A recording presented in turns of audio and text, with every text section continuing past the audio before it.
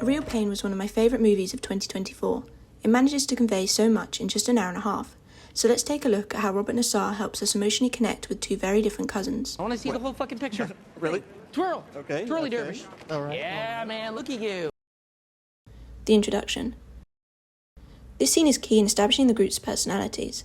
Robert has to get a large amount of information over to the viewer, so how does he do this without it feeling chaotic and messy? Well, this is thanks to the carefully chosen cuts and camera angles. So anyway, enough from me. Shut up, James. Who wants to go next?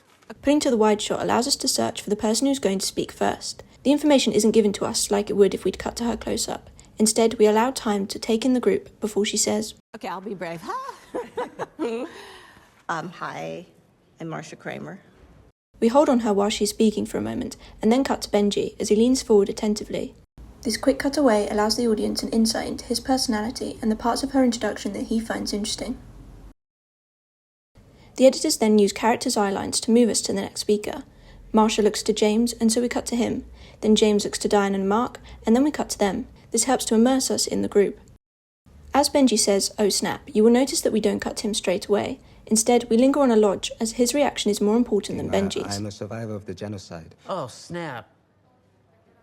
Sorry, no, I just meant... No, that's like, I meant that in a good way. Like, I don't know if you're familiar with snap. It's like, oh shit, oh wow, holy sh... Robert helps highlight what's important to a viewer, and helps immerse us into the characters. A close-up is an impactful tool that an editor can use to evoke a certain emotion. The first time we pull to a close-up for Benji is when he says, Just been like in a real funk, I guess, since she died. Just haven't,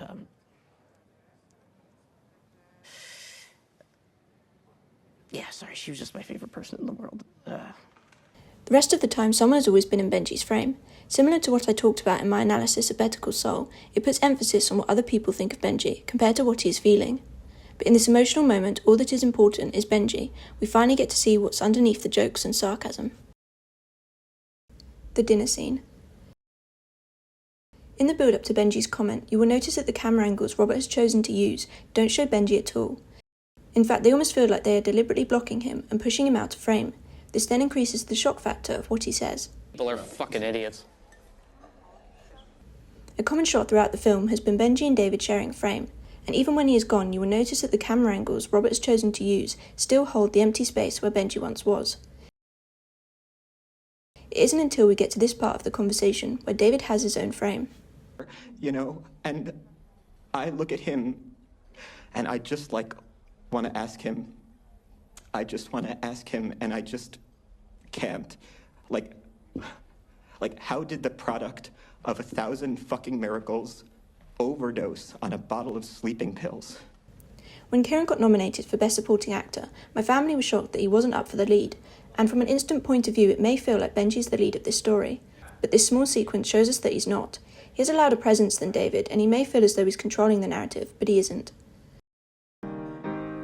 The group instantly shifts their attention to Benji playing the piano, seemingly forgetting everything that David has just told them.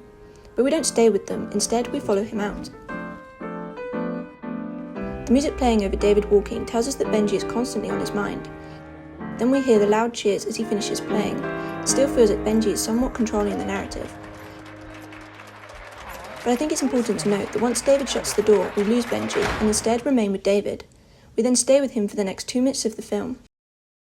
The shots that have been chosen carefully hide Benji, further solidifying that David is our protagonist. The concentration camp. You will notice an instant shift in this scene. Everything feels slower. The music, performances and script all helps achieve this, but so does the editing. And that's thanks to the slow cuts. We hold on different angles for a longer period of time compared to the previous scenes.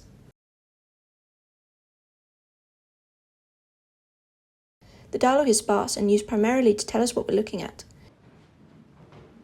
This is the gas chamber. We linger on upsetting images, immersing the audience and invoking an emotional reaction in the viewer.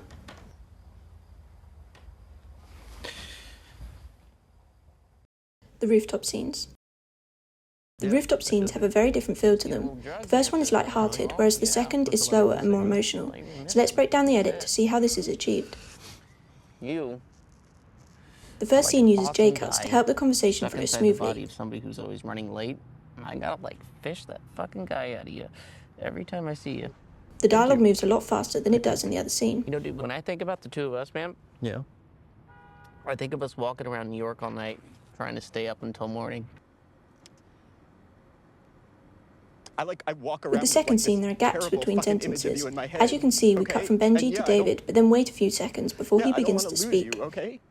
This makes the conversation feel more awkward and uncomfortable, but also helps us to linger on their emotions longer. You see what happens when you walk into a room?